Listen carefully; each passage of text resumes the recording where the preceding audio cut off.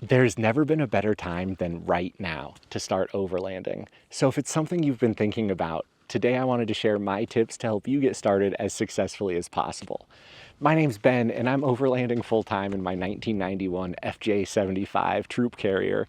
And over the last 7 or 8 years of me doing this, I've not only helped a ton of people get started in their own overlanding hobby, but I've also learned a lot about the things you need to do and the things you definitely don't need to do or spend money on for that matter to get started and have a great time doing it. So let's jump right in.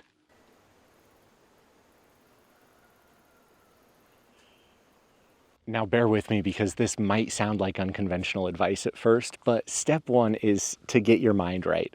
And I say that because mindset is so critical to having positive outcomes anytime you're going out into the backcountry. There are a few key things I want you to be thinking about as you're first getting started. Now, the first piece of mindset that I want to touch on is that of preparedness.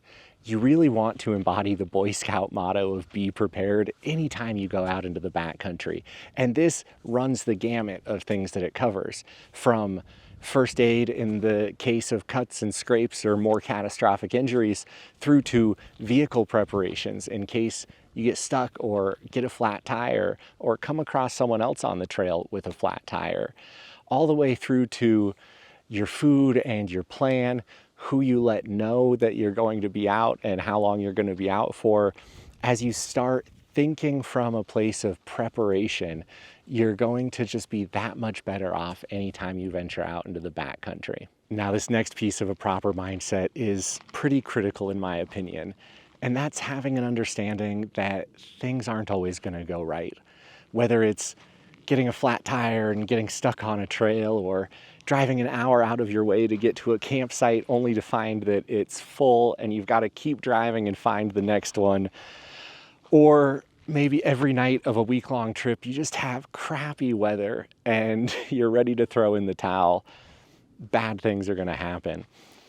And I don't say this to scare you. I say it because I think if you approach the hobby with that understanding that bad things could happen at any time, you're going to be more likely to be able to get through them and overcome and keep going on this journey. Because even though they're bound to happen, right? You're going to get stuck.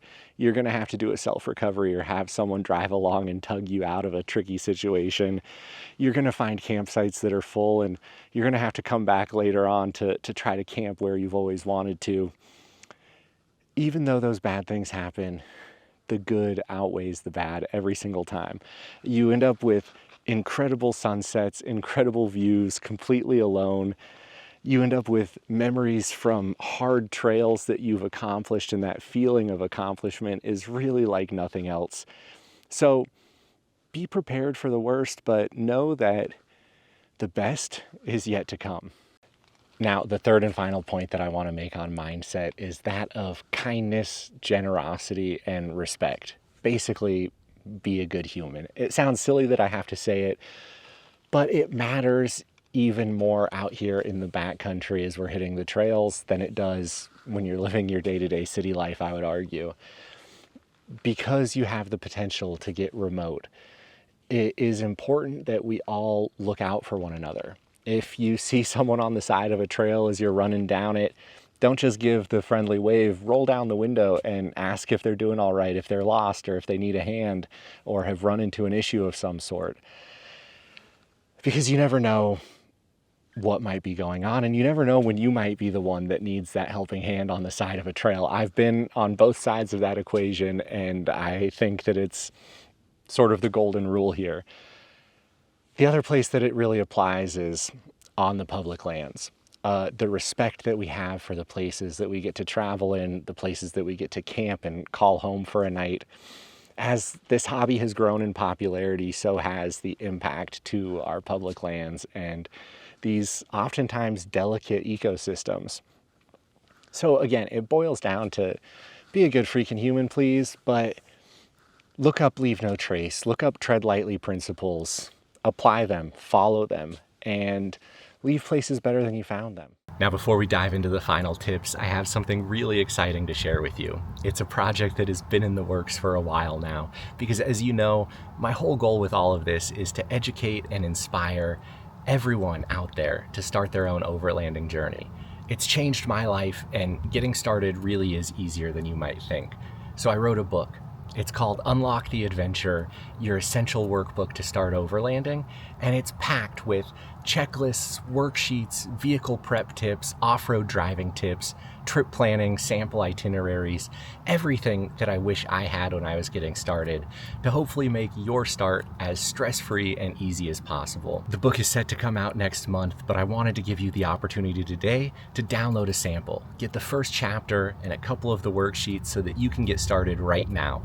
Head to the link in the description to check it out and let me know what you think. All right, let's get back to the tips.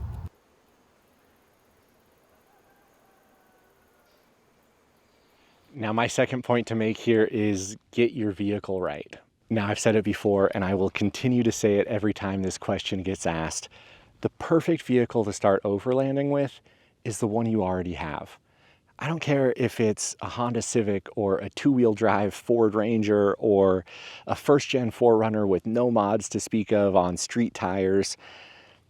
Everything is on a sliding scale when it comes to starting this hobby. And what I mean by that is start small. There's so many things to figure out before it comes time to finding the perfect vehicle to figure out if this hobby's even it for you. Load up your Honda Civic with some cheap Walmart camping gear and a cooler and some food from the grocery store and go spend a couple of nights at a campground in a national forest.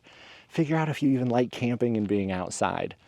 Go take your two-wheel drive 4 Ranger on some easy Forest Service road dirt trails and see if spending that time off pavement, getting some dirt under the tires is even something that you enjoy.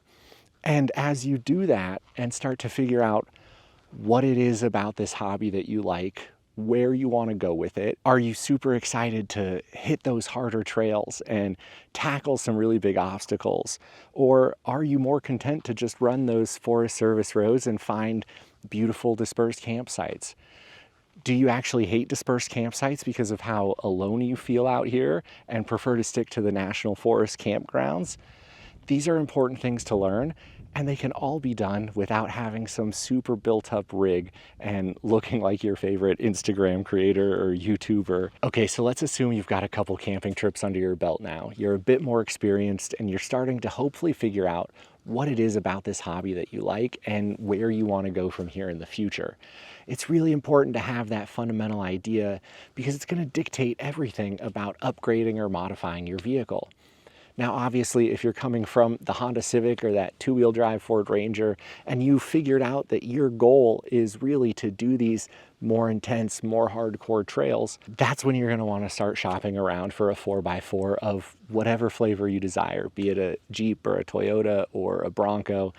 Obviously, I'm partial to Toyotas, but to each their own. I'm not going to tell you you're wrong. Now, if you've already got a 4x4 and you want to advance in the level of difficulty of the trails you're running, one of the first places you should look is your tires.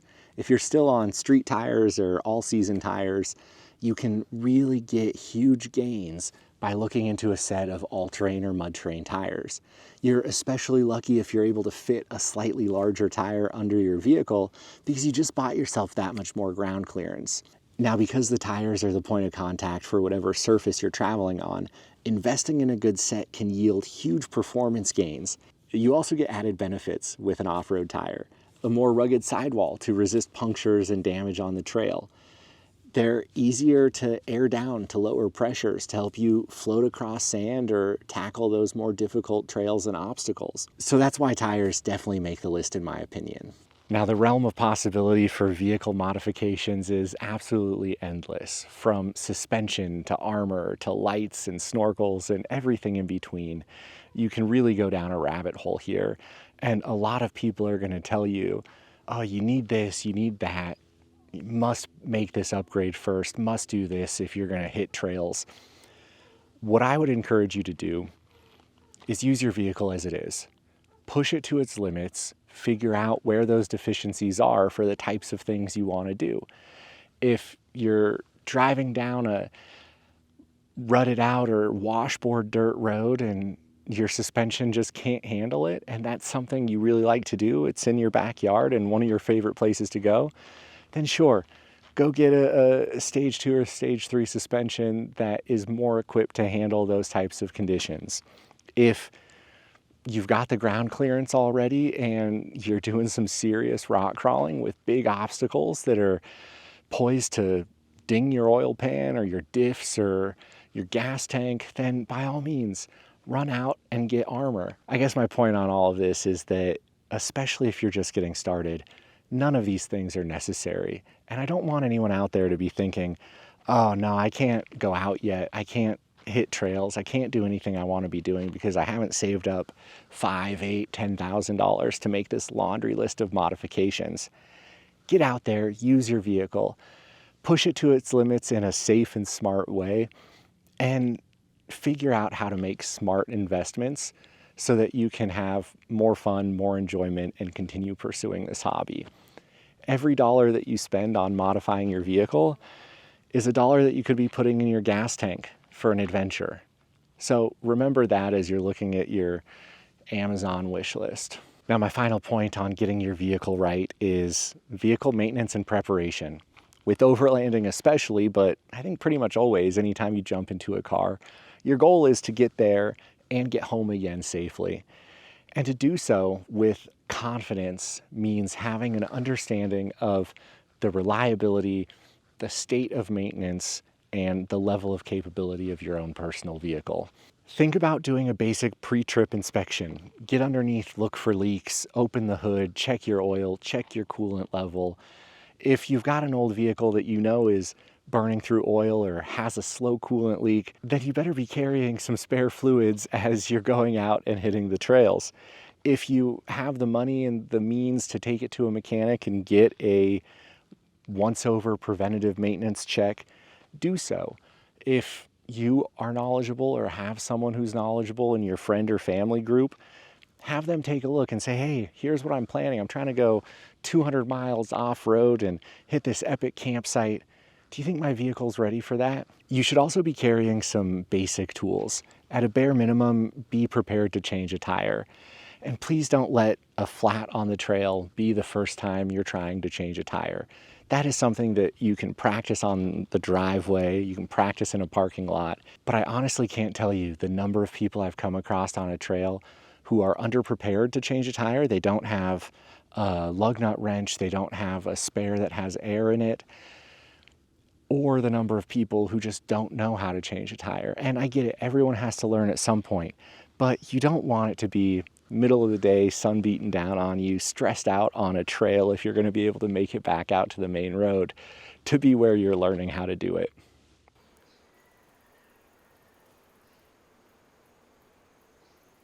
Now, my third tip for you is don't stop learning.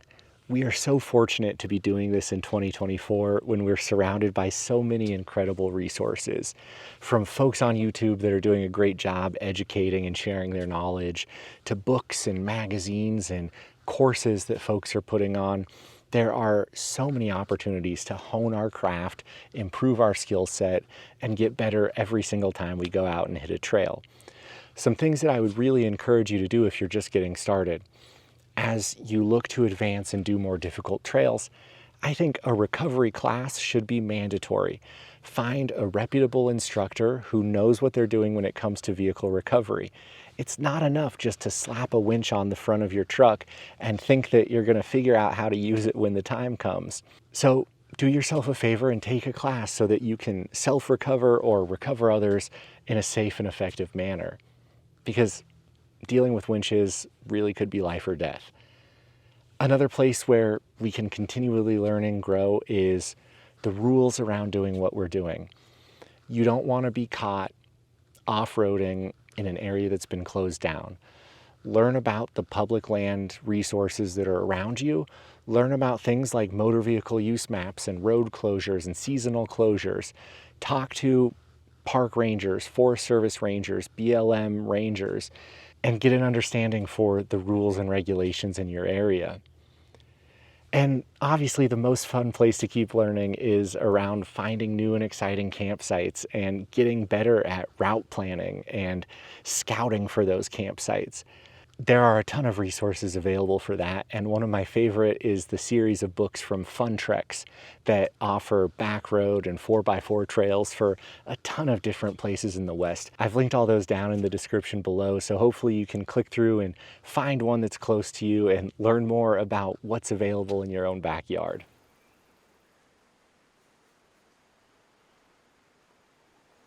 Well, since we are quickly losing daylight and the moon is rising over my shoulder, it is time for my fourth and final tip, and that is to find your people. The great thing about overlanding is that it can be an individual or a group activity, and especially when you're just starting out, I would encourage you to seek out opportunities to do it as a group. There's something really special that happens when you hit trails with folks that are way more experienced than you.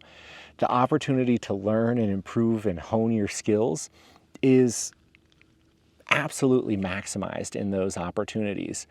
Having someone guide you through picking lines on tough obstacles, having that confidence to do tough obstacles because there are people who can help you with the recovery, and just meeting folks who share a passion for the same hobby and exchange ideas and help you think through potential upgrades for your build, help you think through great places to go to do it as a solo activity with the skill set that they've seen that you have.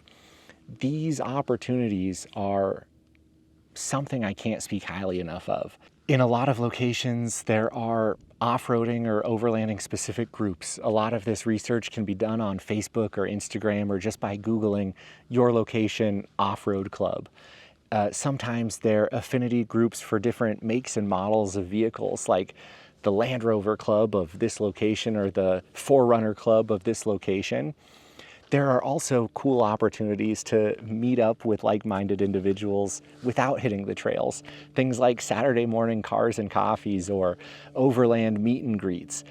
A lot of these, again, can be found on Facebook or Instagram, and I would encourage you to get out and meet your fellow overlanders and get inspired by their builds and the trips that they've been on, because there really is just nothing else like it. Well, now my hope is that with these 4 tips, you're feeling more inspired and more confident than ever to just get started. Take that first step and see where this journey takes you. It truly has never been easier to get started with overlanding than it is right now, and I couldn't be more excited for you. I really hope that I get to see you out on the trails one day. If you like what I'm doing, it is a huge help to give this video that thumbs up and maybe consider subscribing so you can stick around and see what me and the troopy are getting up to. I'd love to have you. Until next time, thanks for watching.